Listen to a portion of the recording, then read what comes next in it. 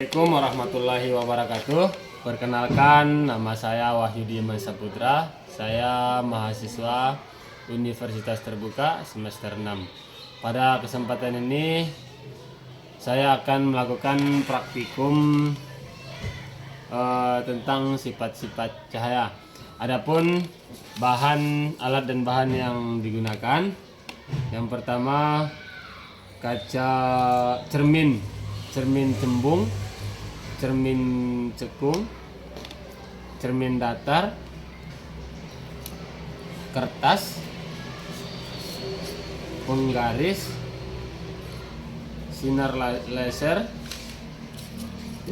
busur derajat untuk mengukur, dan di sini celah cahayanya saya menggunakan sisir.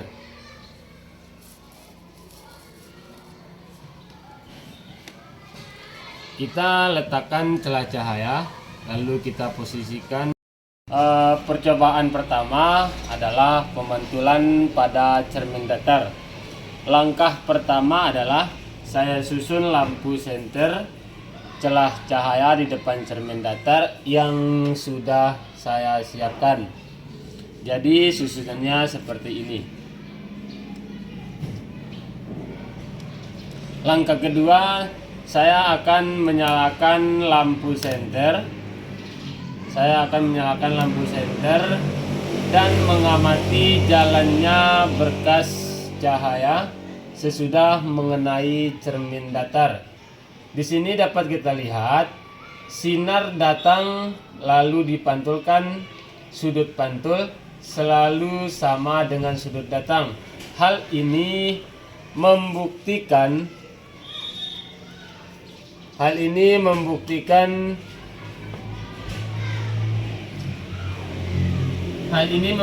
bahwa sudut pantul dan sudut datang membentuk sudut yang sama.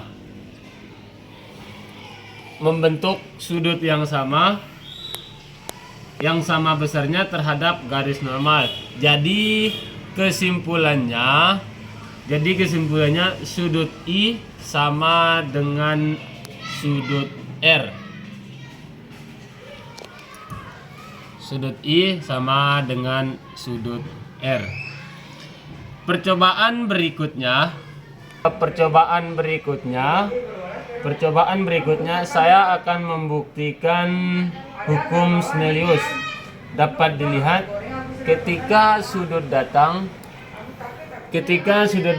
besarnya 60 derajat, maka sudut pantulnya besarnya 60 derajat. Kita dapat lihat ketika sudut datang besarnya 60 derajat, maka sudut pantulnya 60 derajat. Untuk lebih jelas, saya menggunakan laser.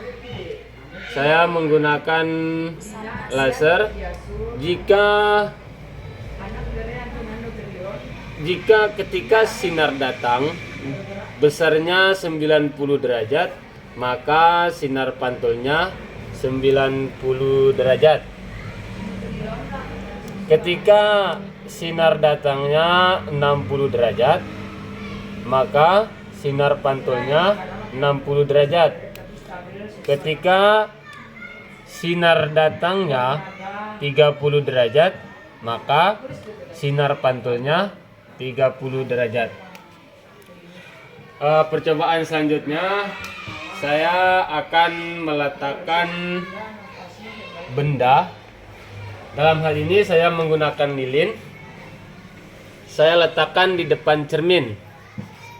Saya letakkan di depan cermin datar, dan akan saya amati bayangannya selama benda itu saya geser-geserkan di depan cermin datar. Kemudian saya mencatat sifat-sifat bayangan yang dibentuk oleh cermin datar. Saat saya meletakkan benda di depan cermin datar, bayangan yang terbentuk adalah sama besar, tegak, dan maya.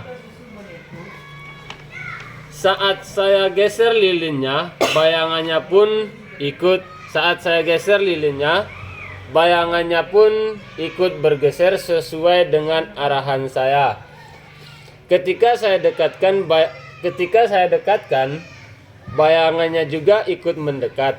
Ketika saya jauhkan, bayangannya juga ikut menjauh. Lalu ketika saya ukur menggunakan penggaris, jarak antara cermin dan lilin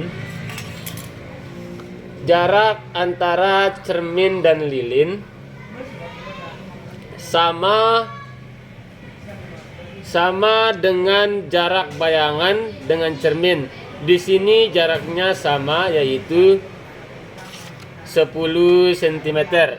Di sini jaraknya sama, yaitu 10 cm. Jadi bayangan pada cermin datar adalah maya, tegak, dan sama besar. Selanjutnya adalah pemantulan cahaya pada cermin cembung.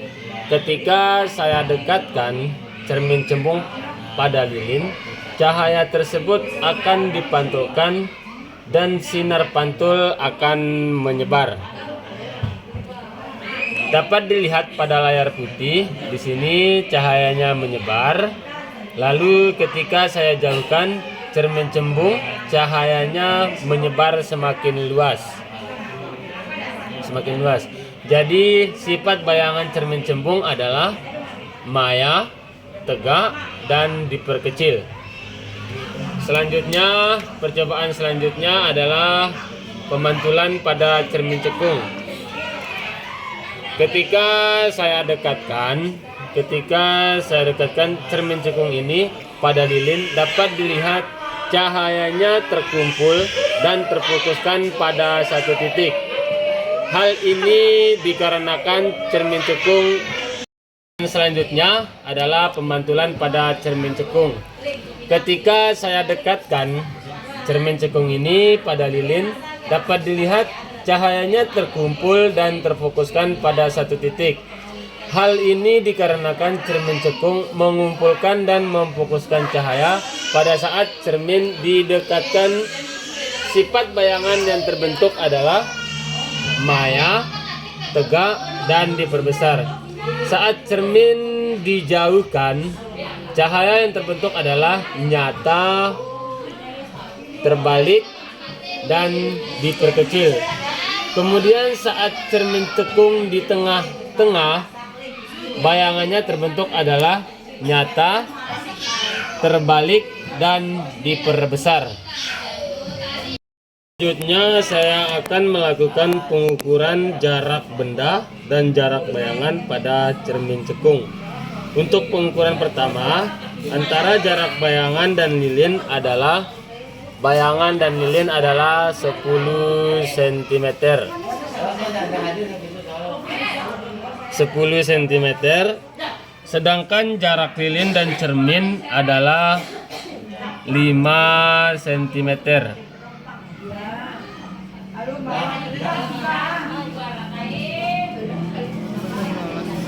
5 cm.